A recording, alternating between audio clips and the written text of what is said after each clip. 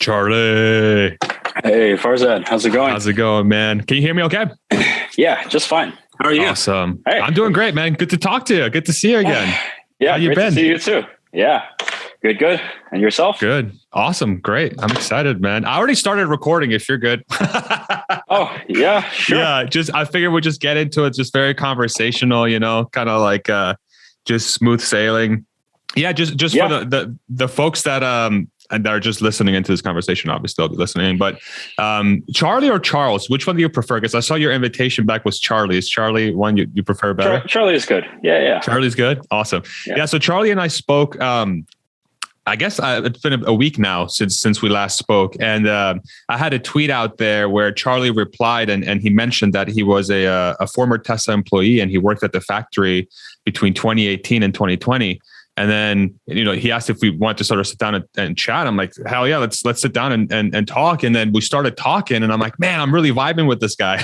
I'm like really enjoying the conversation. So I'm like super excited to sit down and get more into it. But I just wanted to give a little bit of color for the folks that are going to be listening to this. And obviously, if you want to take a few minutes to just, sort of introduce yourself, kind of give people up to speed, sort of what your background is, where you live at today, and then we can just take the conversation from there, if that works for you. Yeah, for sure. Sounds really good. But, hearing some, just even swapping just some like very short stories. It's like only a Tesla. It's like only someone from Tesla would say something like that. And it's like, wow, yeah, it's really good to connect. Yeah. I can give a quick introduction of myself. Yeah. My name is Charlie Yu. Yeah. I worked as a software engineer at Tesla in the factory, from May 2018 to, May of 2020. And, since then I've gone on to start Returns, which is, a online marketplace to help retail investors find price targets and manage their portfolios. Awesome. And then you're located in China today, correct? Yeah, right now I'm in Beijing in China. Yeah, where I've been for last couple of months. Great. Yeah, I know. Remember when you and I were talking earlier, one of the things that we sort of started talking about was you were very close to the production part of Fremont. You had a lot of responsibilities around that area, and of course, so like today's podcast is going to be, we're going to try our best not to break either of our NDAs. Yeah. I actually went back and read our the NDA that came with my employment.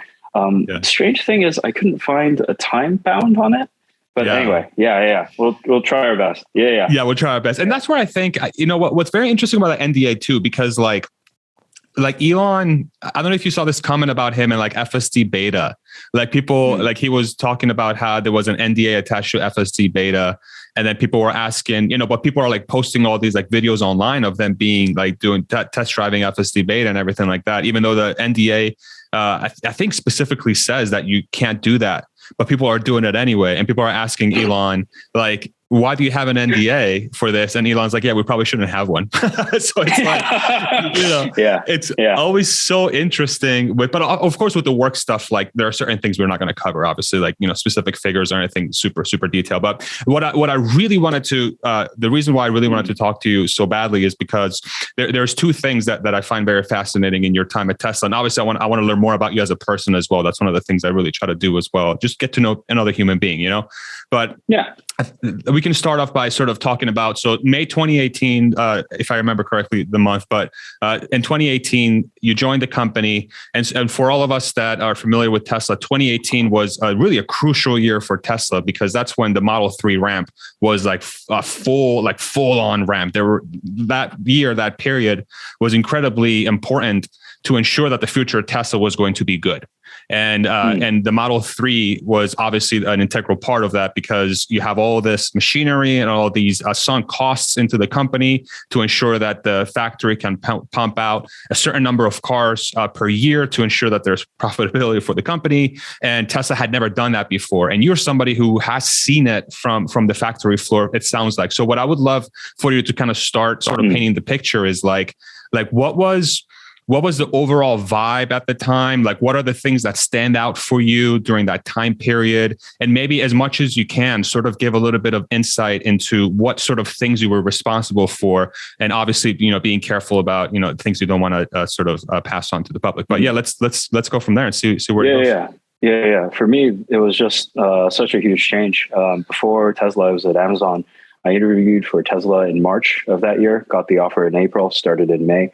And I remember sitting in the office and, we're just talking about the news. Like it's very casual. Amazon, my team, we were super chill. So we're just talking about different stuff. A development manager and a developer, another engineer, they had both ordered Tesla Model 3s and they were like, where's my Tesla? Where's my Tesla? It's like, and then it was like just delay after delay after delay. And so, 2018, I think that year didn't start super well for the company because there were just lots of delays that were being issued for the long awaited Model 3. There was so much hype for it when it was first announced. I can't remember when, but they should have started delivering in 2017 towards the end, but 2018, and still a lot of people are waiting for their orders.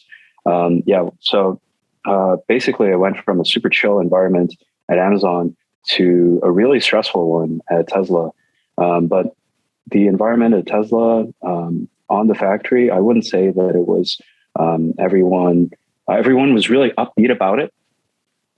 Everyone was really positive in the problem solving spirit, in the collegial spirit. And, people were laughing under stress, if that makes sense.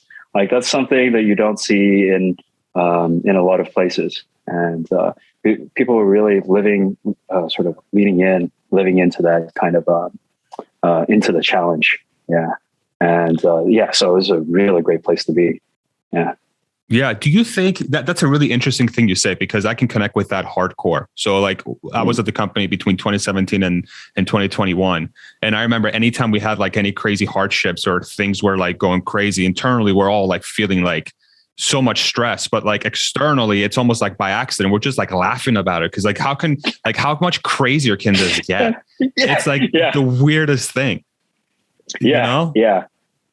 It kind of reminds me of, a hero of mine, David Goggins. He just does all these like these crazy physical challenges. And he's crazy. It's like, it's like that, but in a professional context. It's like, wow, this is the challenge that we have to solve. We might fail, but like, okay, if we can do it, holy macaroni, it's going to be really cool. It's sort of like a chance to prove yourself. Yeah, absolutely. Do you think?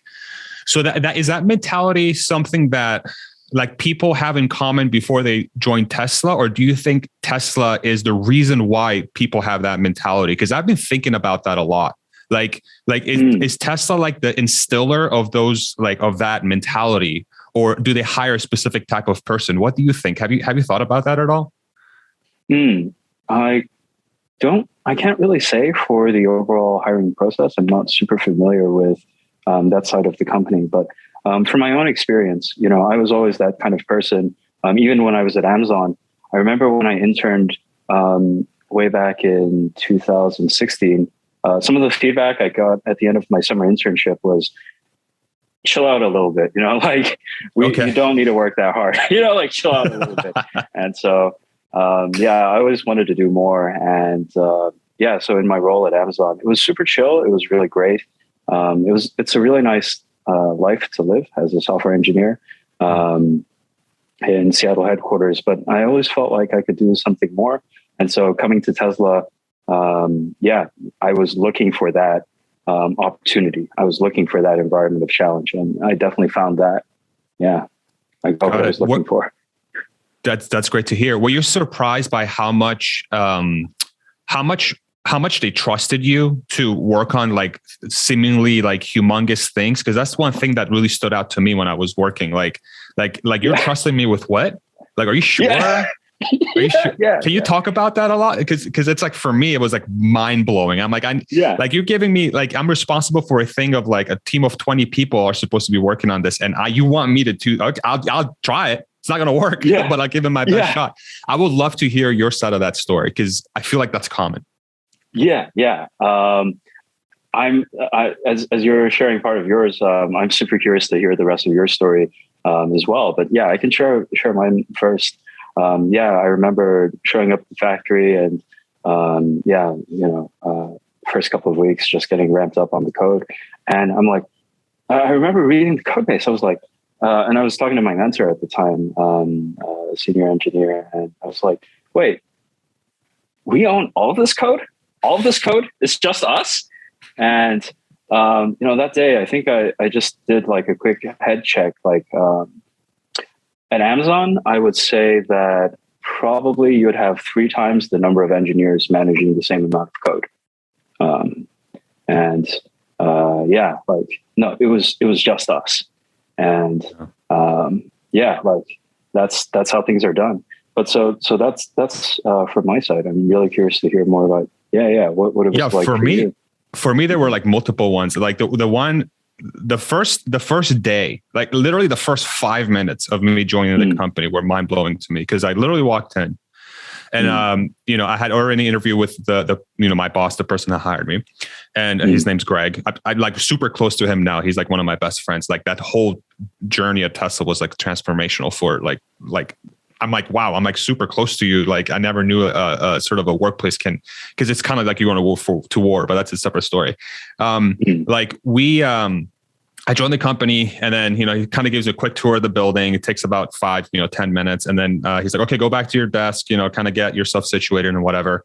And I remember sitting down at my desk in the middle of the warehouse, which was a very different style of like work environment versus me having worked at my previous companies. Right. So I was like, okay, I'm already in the middle of the warehouse. And then like 2 minutes later, he comes in, I barely opened my laptop. And mind you, I didn't have a Tesla laptop at that time. I had my laptop that I brought from home because I hadn't gotten my laptop yet. So I'm like trying to work on something.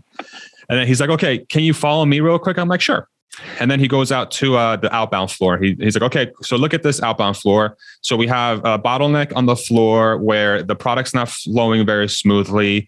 And we're not really sure if it's a logistics problem with the trucking and the staging. We're not really sure if it's a process-driven thing on the outbound floor. And we're not really sure if it's something with the picking or like the inventory control aspect for, like there's a lot of struggles going on. Can you figure out how to fix this in like a couple hours? I'm like, are you freaking kidding me? You expect me to like hit 4 different departments at once in 2 hours and figure out how to fix this thing? But guess what? Like that sort of mentality really helped me sort of get my head wrapped around the fact that Tesla really doesn't really care about how hard a problem is. Like that's sort of the mindset I got out of it. They don't really care how hard the problem is or how much work there is to do something or how many people are supposed to be working on it.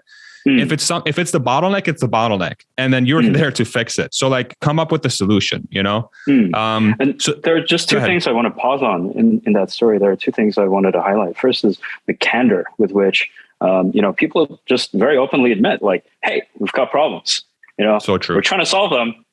Can you help? Like that's really the attitude that pervades throughout the whole company, which I don't think is the case everywhere else. People are, they always want to look good and stuff, but within Tesla, there's very much this candor, right? We're trying to solve these problems. Problems are hard. Can you help? And second is the trust that that's so awesome. Like on your first day, you're just given this kind of huge scope. What do you think? Do you think that in your org, or how did you feel when you were getting just basically getting all this responsibility loaded onto you?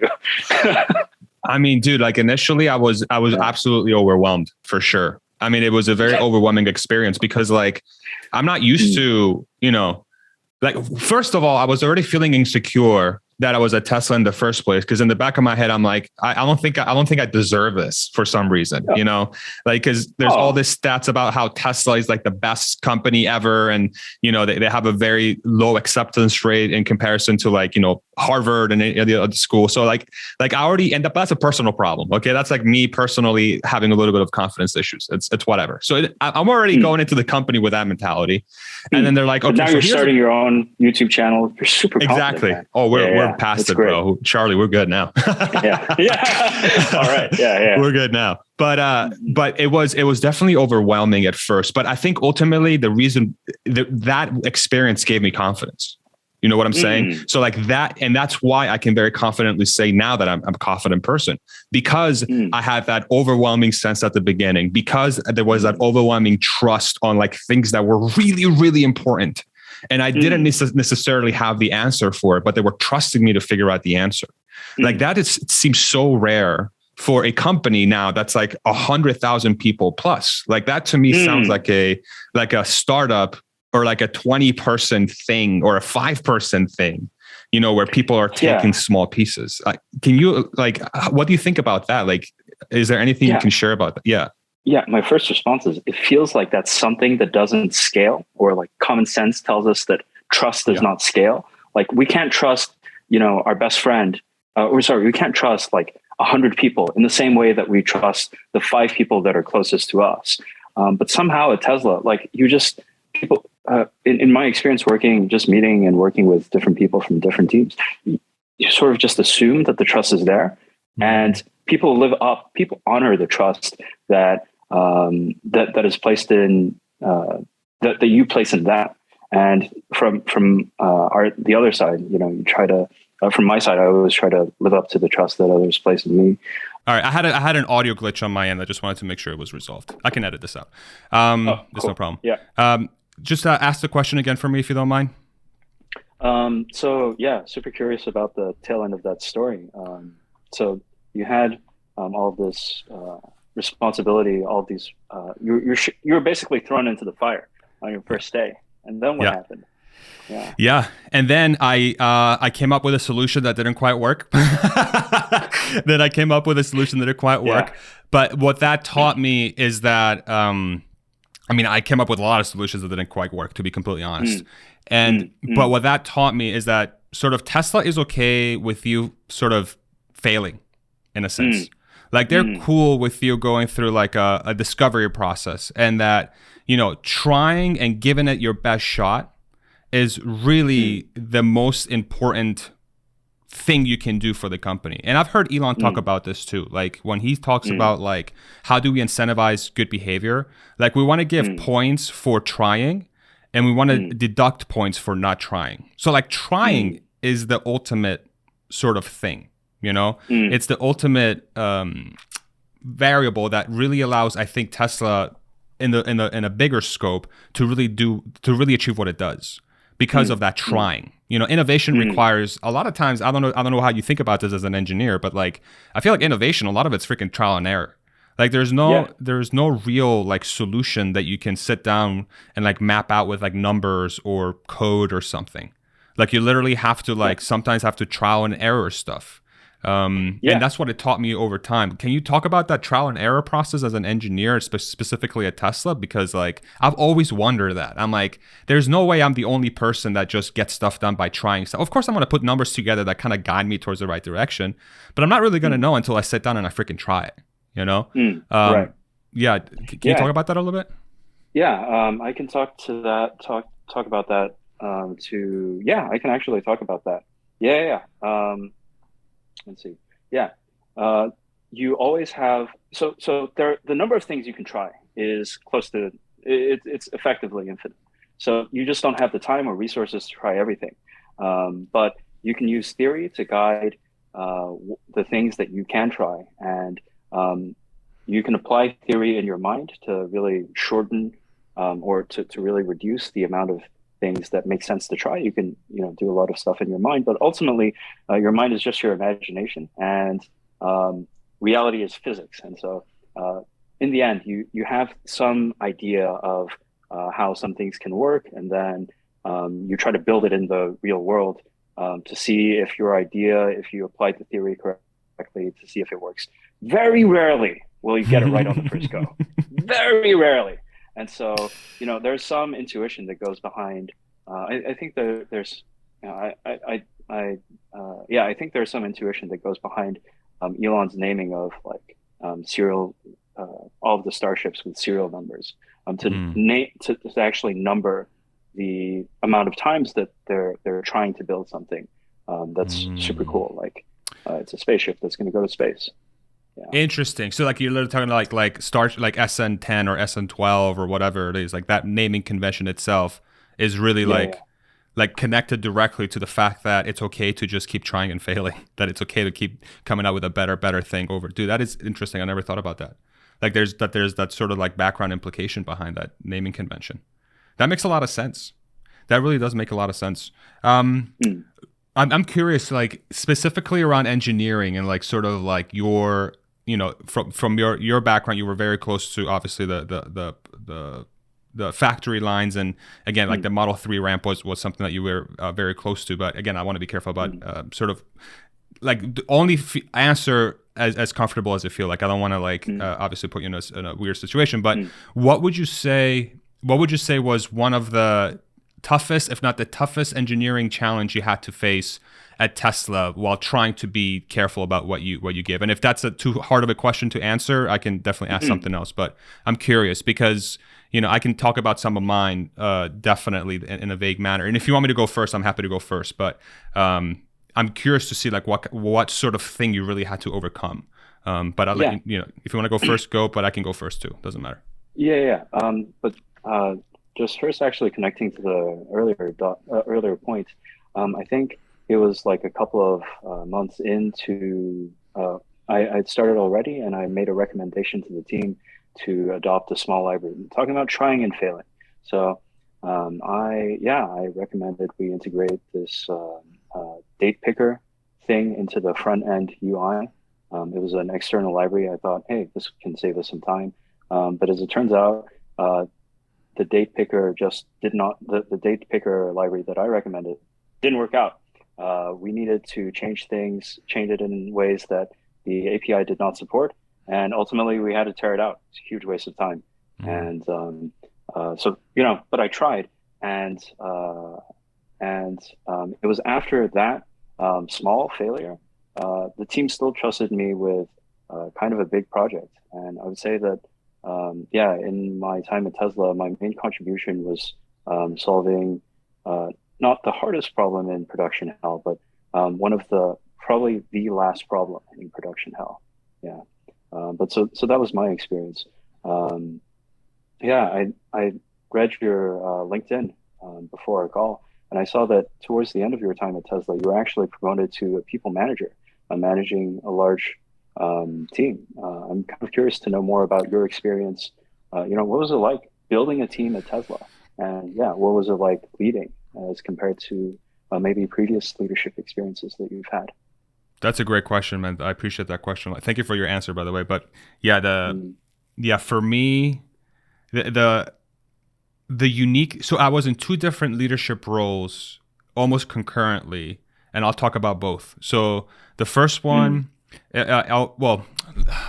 honestly, dude, like even from the beginning, I would say that I was probably leading a larger number of folks, but it was almost by proxy, because I don't know if you saw this a lot, but like the way Tesla functions, like you can have a lot of influence if you're working on the right stuff and making a lot of impact. Like in the environment that we worked on, which was a warehouse environment, to this day, I think about the crew there. Like it was just a lot of material handlers mostly that made up the building. But a lot of the things that I worked on, I had to work directly with this team, and I was leading projects and I was mentoring folks. And then over time, I sort of started getting my own team and whatever else. But really the biggest thing that really stands out to me from a leadership perspective is just how hungry the people are. Like not like hungry, like I haven't eaten in 12 hours, which I'm sure is also the case. But like, I can tell you a fun story about food at the factory. Okay. I would love to hear it. Yeah. Dude, I'm pretty sure all of us were starving like for like half the time we were there. But anyway, but I really want to hear it. Hungry in what sense? Like hungry, like really wanting to make a difference, like very passionate about really making an impact at Tesla, right? Or very passionate about problem solving, or really passionate about making it better for their coworkers. Like there were so many things we would work on from a process perspective that were like transformational when it came to people's ability to have a better work-life balance. So like especially at the beginning of the warehouse that we were at, the first say year or so, which is normal for a brand new building to ramp up, dude, like you're putting in some insane hours to make sure that the thing is going. And I'm 100% sure you saw the same exact thing, obviously during production hell. But like for us, it was a lot of work had to be spent around just getting a process ready so that people can go home, you know, and then, so and the then obviously can do its work. Yeah. Exactly. And then people were obviously very passionate about that. But even after that step was done and after we got to a point where we were able to fix those problems and put things in place, people were still like, people saw how impactful and amazing that process is from my observations. And then started getting addicted to like, okay, let's get better. Let's get better. Let's get better. Let's do better stuff. Let's do bigger stuff. Right. So you were working in the service organization and you were working with warehousing. Is that correct? That's right. So to my understanding, that should actually be an extraordinarily difficult problem, and for reasons that people might not realize, right? Because we know that Tesla actually is just completely different from all other automakers in the sense that, Tesla is similar to all other automakers. They have to provide service agreements for 20 years or something on their vehicles. So you need to stock the Tesla parts in these in all of these locations, but different from other automakers. I don't think any automaker makes changes to parts as nearly as often as Tesla.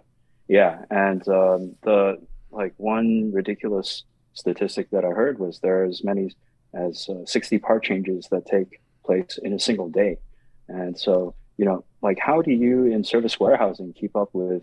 I can. Yeah, keep up with all of the parts. I can only imagine there's like this ridiculous SKU list. Yeah, for a while there we didn't. for a while there we didn't, and that's why.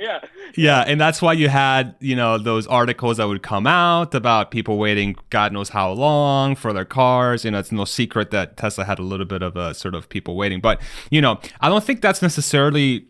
Man, that's just such a fascinating question. And I respect you so much for saying that because I think people have a very tough time understanding just how, excuse my French, fucking hard supply chain is. It is so freaking hard. And even just on a even us working in distribution, you can make the argument that we have, if you think about like the factory, and I'm curious to hear your thoughts about this. If you think about the factory, like the amount of customers they have is sort of equivalent, like from the upstream perspective, is sort of equivalent to the dock doors that they have that correlate to some part in the warehouse, right? So if you're somebody in the line, your upstream customer, your upstream supplier is like, dock doors 31 through 35. I'm not really sure if that's the case or not, but there's a limited number of customers or suppliers upstream.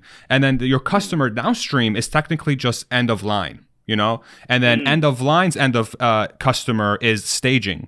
And then staging's customer is, whatever different area trucks that they have to come pick up, right?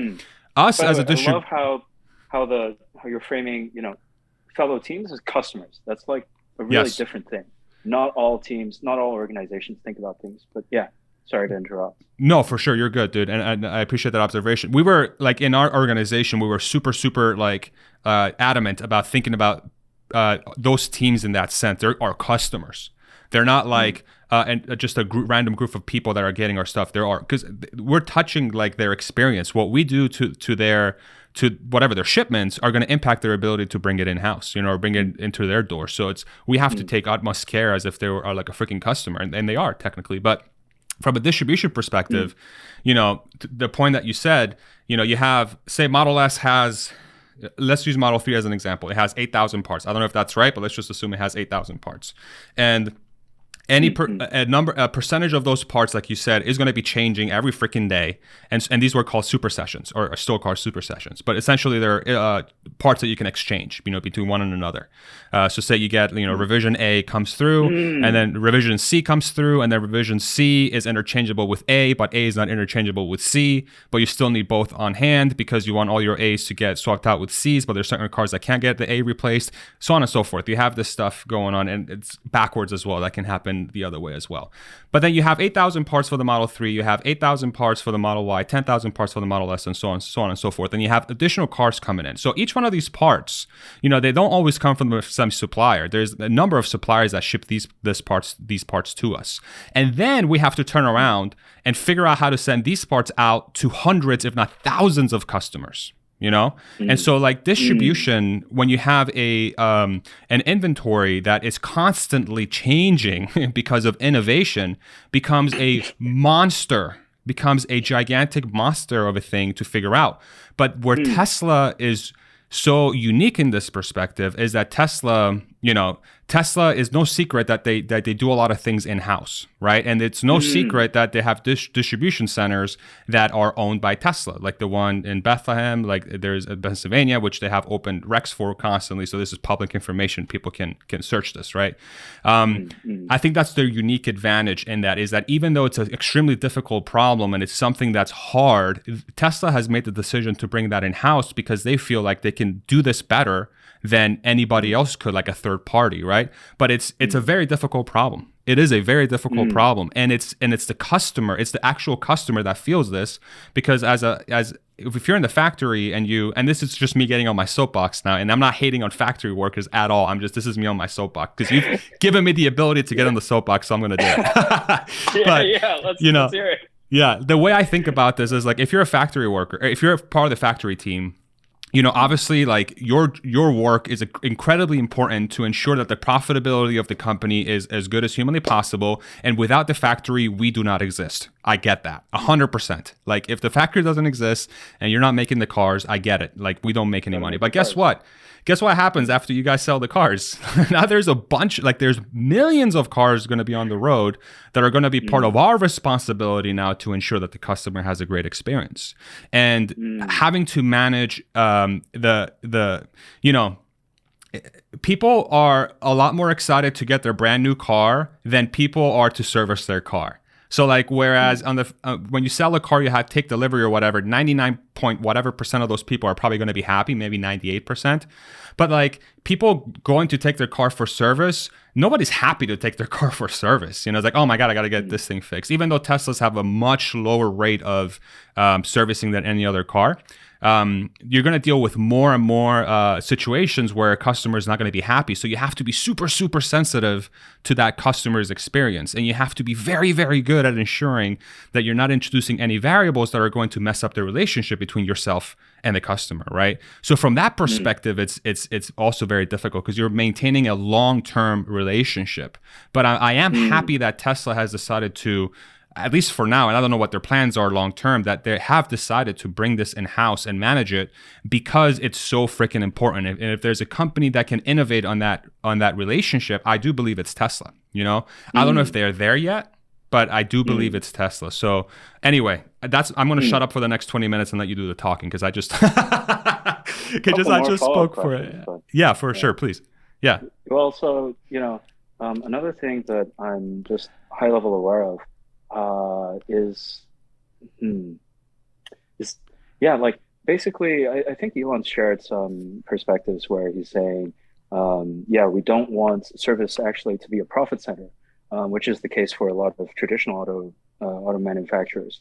Yes. They don't make so much money on selling the car, but they like maintenance costs is just atrocious, and that's where they can make a lot of money. Was that the the question is, I guess, what were some things that you, in leading your team, and also just in your time overall as working in the service org, what were some things that you accomplished in order to drive down costs? Was that sort of a focus, or what were some of the other priorities that you were? How did you measure success in the service org? That's such a good question. It was happy customers. Happy customers. Yeah, happy customers all day. Like so fulfillment rate, like ensuring that everything that we're supposed to ship gets shipped, right? And then downstream from a service perspective, if you're talking about a service center or whatever, it's how quickly the car gets turned. Like you don't want a car sitting at a lot or at a service center for too long. If a repair is supposed to take 1 day, and then if ideally, what you want is the part to always be at the service center or the body shop, right? So you try to ensure that the part's always available there. In the event that it's not, many parts.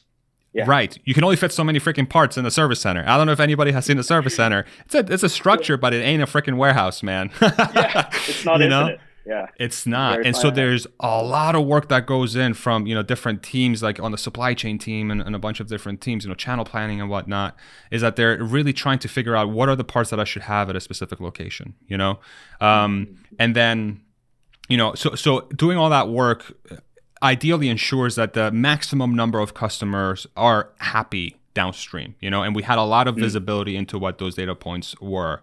But yeah, just how fast can you get the part there? Can you ensure that the part's there if it needs to be there? And then once the parts get there and the car is there to be serviced, how quickly can we get that car out the door? And of course, like over time, it's sort of like, and this is no secret, people can go on ir.tesla.com and pull up the earnings reports for Tesla. They can see services and other is not profitable. If anything, it's losing money, and people can very easily see this on a quarterly basis. So of course that kind of becomes a focus. It's like, okay, so how can we get it to break even? How can we get it to a point? I feel covered. I was like, yeah.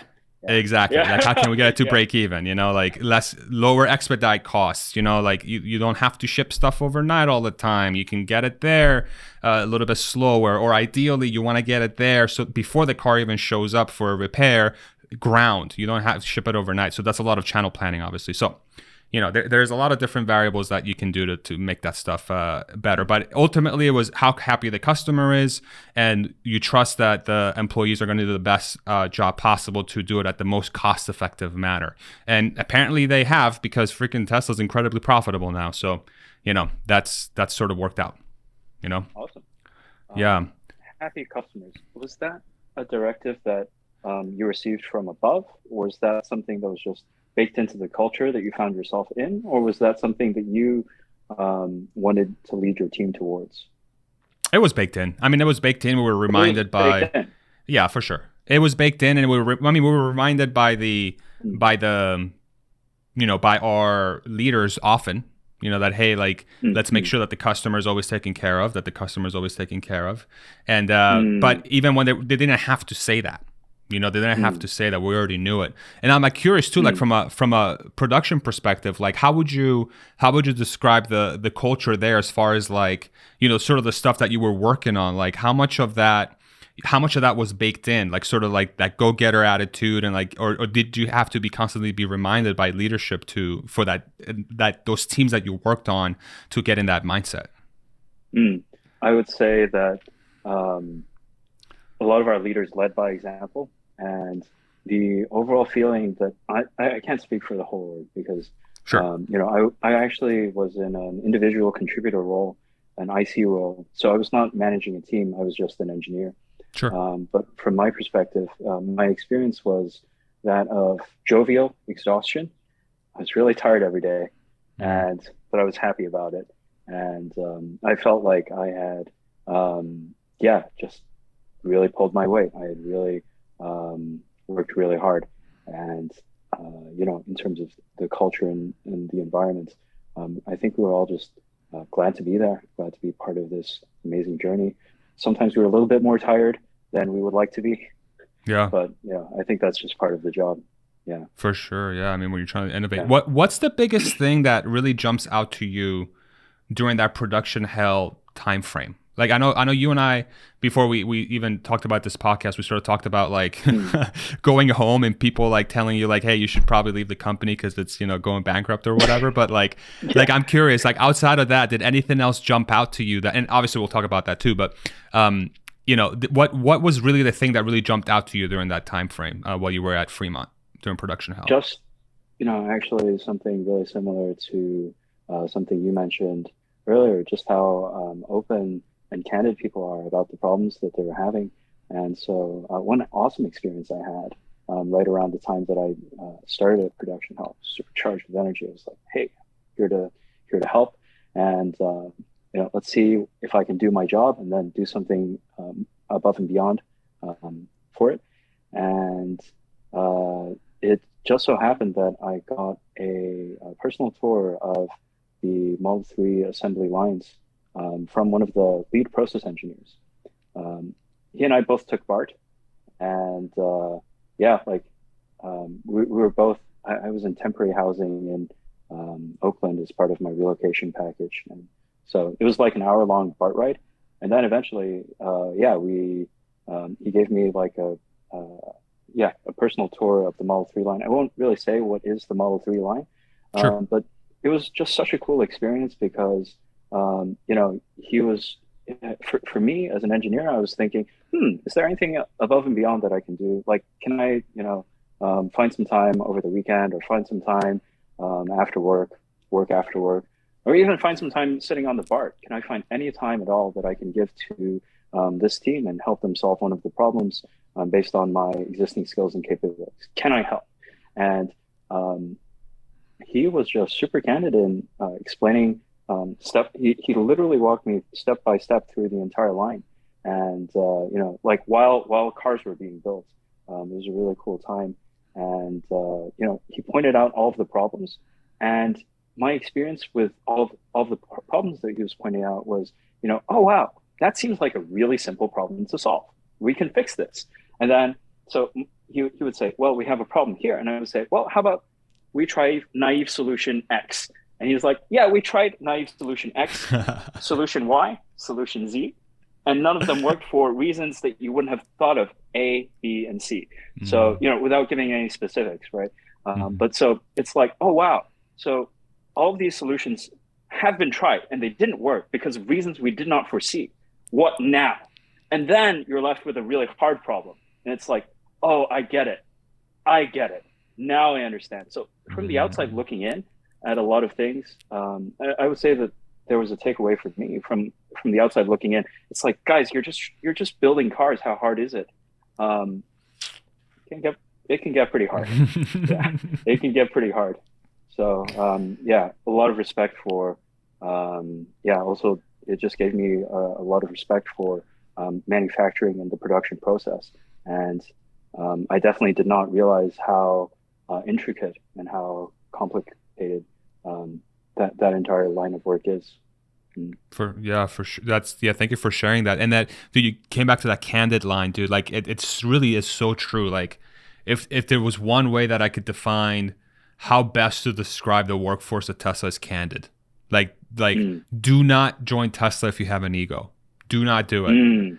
Do not do it. I really feel, or leave it at the door when you get there, because people are not shy about sharing their feedback because, again, for that shared mission. Like, I'm curious, like, I would love to get your take on this.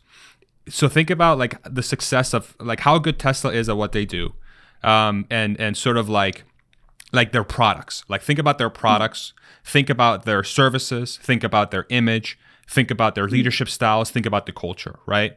How much of that do you think is like the candid nature of that workforce? Like how much of like if you were to guess, like, is it 50% responsible for the things that is that the reason why the things that Tesla makes and has is because they have a candid workforce? Or do you think it's based on something else? Because in my head, like if I really think about how does the Model S or the Model 3 become, or the Model Y become the cars that they are now, it's because people didn't have egos. They just sat down and problem solved to the core. Like that first principles thinking is not ego friendly. But am I thinking about this incorrectly? I would love to hear your thoughts on this. I would generally agree. Yeah. When ego is driving, when ego is steering the ship, sometimes you get what the person with the biggest ego wants instead of getting the best or the right solution. And so the right solution might be lost somewhere in a corner. But when we set aside our egos and put the mission first, then you tend to get the best results, or the best results have the room to come to the surface. The best solution has the room to come to the surface. Yeah. Were there any specific examples where, like where ego got like where we're trying to solve something and ego got in the way? Is that the yes, there are. Oh my God.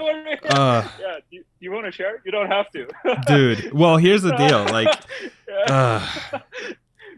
Like, okay, this person's not the company anymore, and I know that for a fact.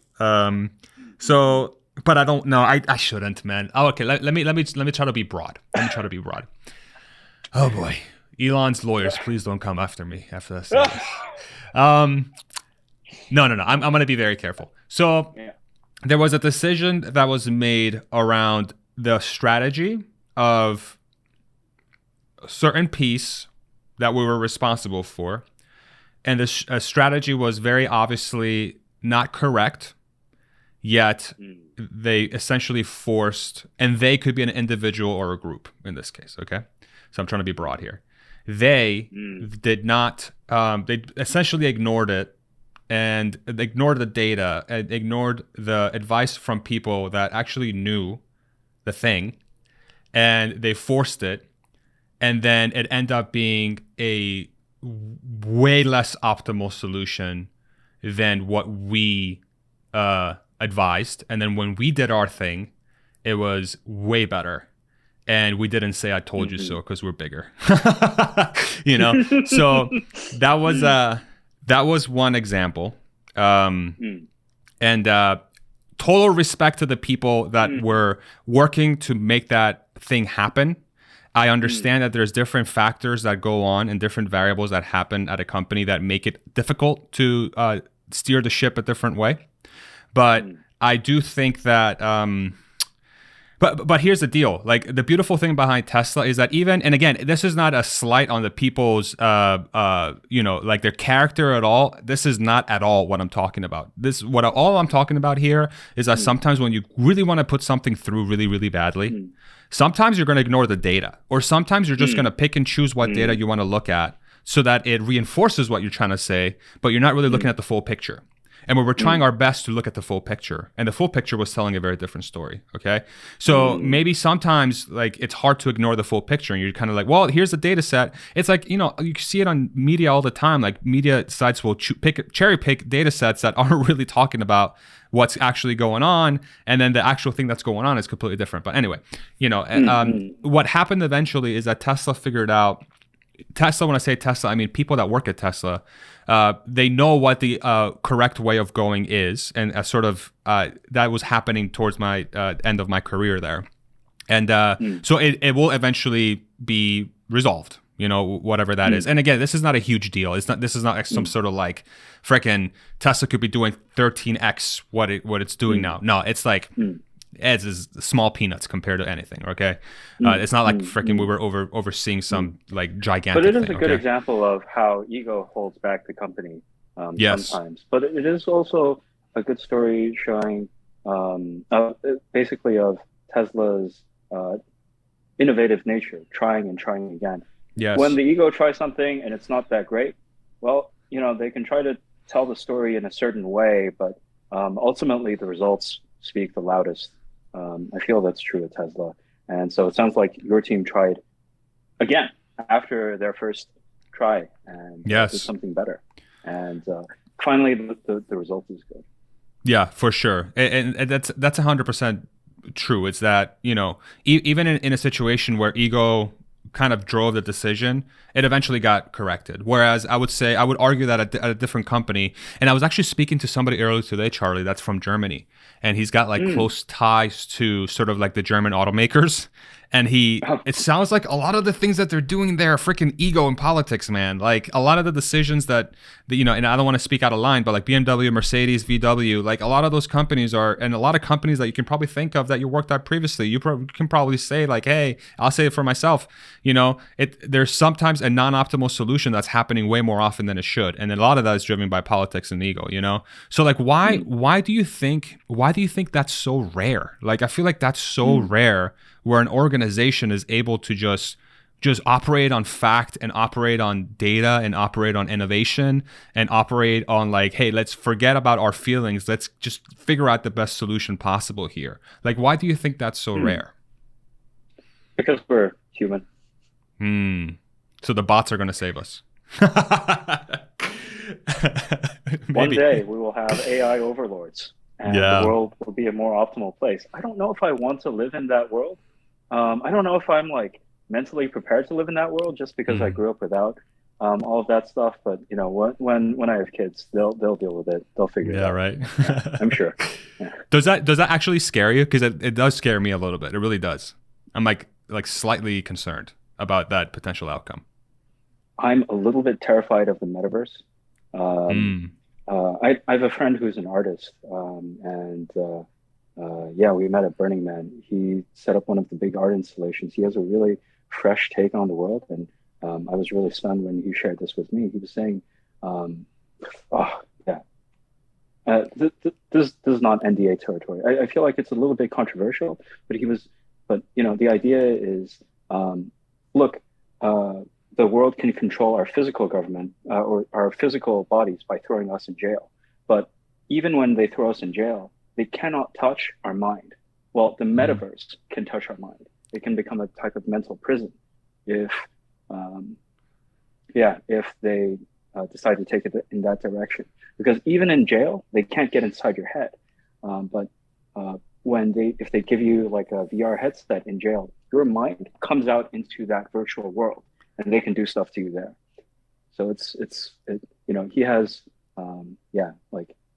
when you share that perspective, I was like, wow, this guy's got a point. Wow. It seems pretty dangerous. It seems it's kind of cool, like you can have avatars and stuff, but like the downside risks are definitely there as well. Wow. Have you ever seen Black Mirror? I saw some episodes. Super fascinating. I didn't watch all of them, but yeah. One of the episodes that they have on that show sort of talks about exactly what you just freaking blew my mind, by the way. But they talk about that concept, or they show that concept where it's like it's similar. Like it's a person. If I remember sorry for anybody who's doesn't want spoilers, but I give a little spoiler alert. Spoiler alert. Yeah. But essentially, it's a person that is that has to, they live in this digital world essentially, and they have, they live in this area where they have to essentially get on a bike and power the building or the machines or whatever to generate some credits to use for entertainment, food, whatever, right? And they're confined to this space; they can't leave, right? So say they go to their room.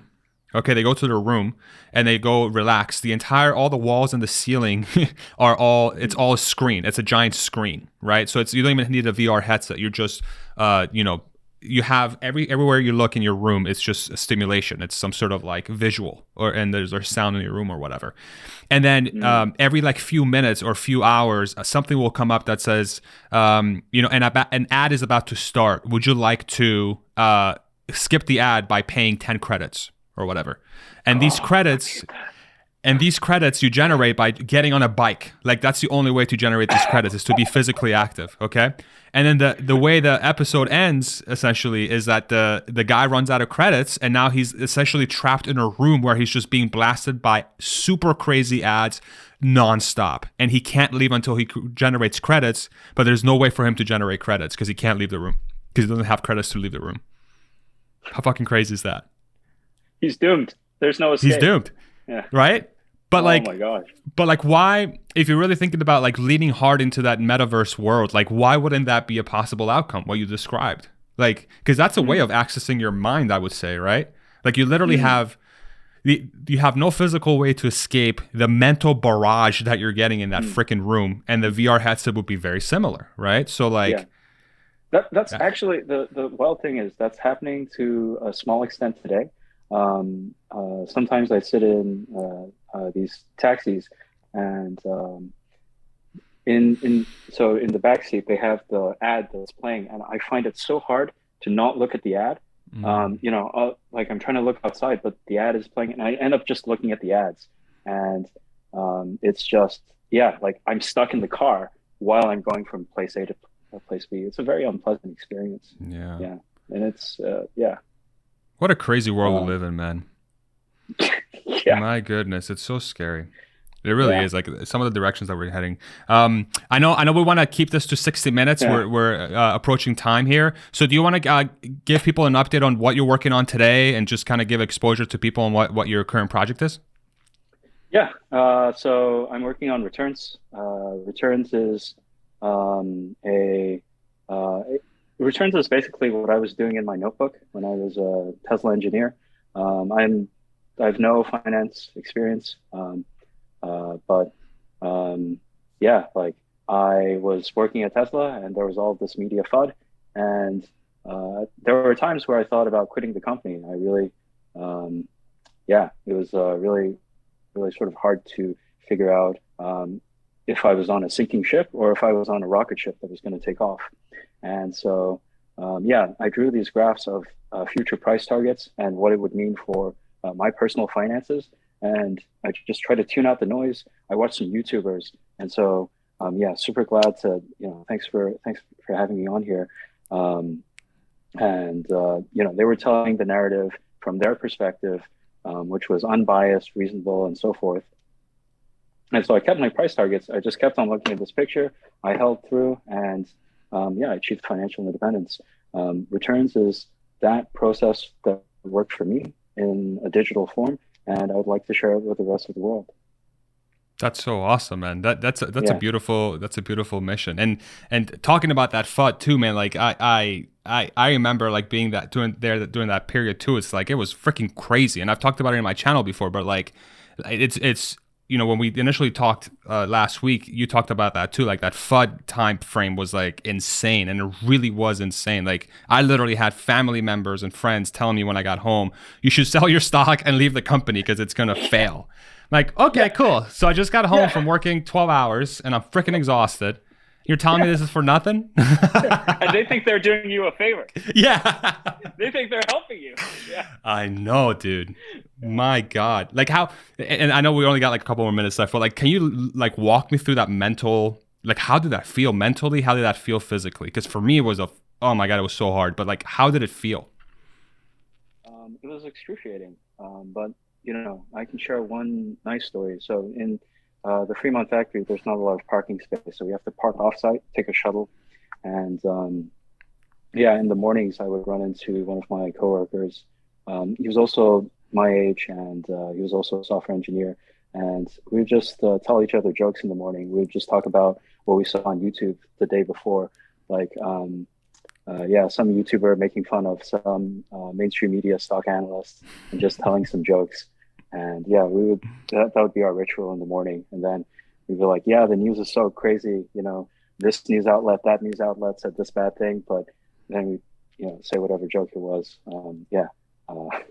That's awesome. That was just kind of, that was just a really great way to start the day.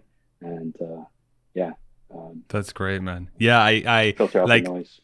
Honestly, like for everybody, like all the YouTube content creators, and I've said this before, but like I'll keep reiterating this. Like, thank you so freaking much for doing what you guys did. Rob Maurer, thank you so much. Dave Lee, Stephen Mark Ryan. The freaking list goes on and on and on and on. Thank you guys. Honestly, like you have no idea how instrumental you guys are in like the Tesla success arc. And from two people that have worked there, your work mattered. So thank you very much. To be completely honest, thank you very much. Seriously, it was super instrumental. But all right, we're at an hour, Charlie. Right about. Thank you so much for being super generous with your time, man. It's 9 o'clock here at PM. Let's see if I can do the math. In Beijing, it's oh my God, 12 a.m., 12 p.m. Am I right? 10 a.m. Damn it. Forget it. Pretty close. I'm not even going to try. Close. I'm a math major. I can't even freaking do math. But anyway, any last words you wanna leave us with before we shut this sucker down? Please check out returns.co if you're a Tesla fan, and add your voice to the price target map that we're building. Yeah. Awesome. All right, man. Thank you so much. Have the chance to chat again. Yes, absolutely. You're welcome back anytime, Charlie. I feel like, dude, we could have talked for like hours, honestly, but I want to be respectful of your time and everyone else's time as well. But thank you very much again. We'll see you soon, man. Thank you so much. And have a great rest of your day, and we'll see you around. Thanks again, brother. Really appreciate you. Bye. All right. Take it easy, man.